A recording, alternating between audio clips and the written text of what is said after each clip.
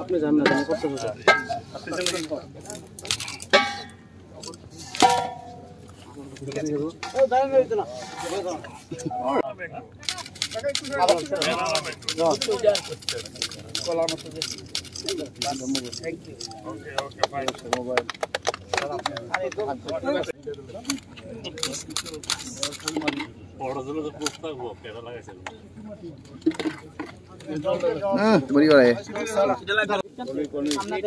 দাদা একটু একটু আপনি সরেন দাদা, একটু একটু একটু একটু এদিকে যান।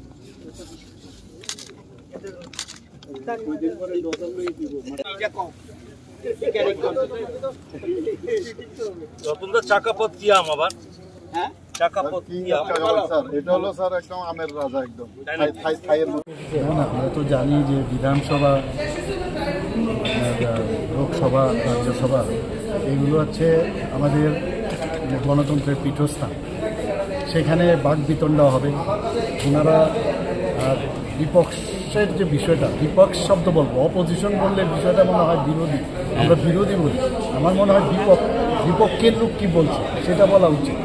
তাহলে ওনাদেরও মতামত আমরা নিই। আর গণতন্ত্রের যা মানে আমরা সবসময় বলি যে গণতন্ত্রের এই বিধানসভা, পার্লামেন্ট এবং রাজ্যসভা এগুলো নিতে কিন্তু বিভিন্ন বিষয় নিয়ে আলোচনা, এবং সবকটাই কিন্তু জনস্বার্থে আলোচনা, এবং শেষ পর্যন্ত গিয়ে একটা মানে ডিসিশনে আসে মানুষের জন্য, সাধারণ মানুষের জন্য কী কী কাজে আসবে।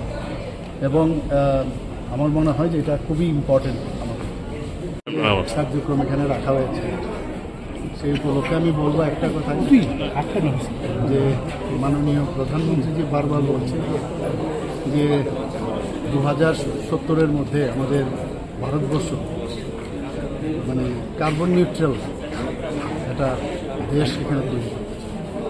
তো সেই উপলক্ষে উনি এটাও বলেছেন এক পের মা কে নাম। তো সেটাও আমরা দেখেছি, সবাই মানে একটা আন্দোলন রূপে পরিণত হয়েছে।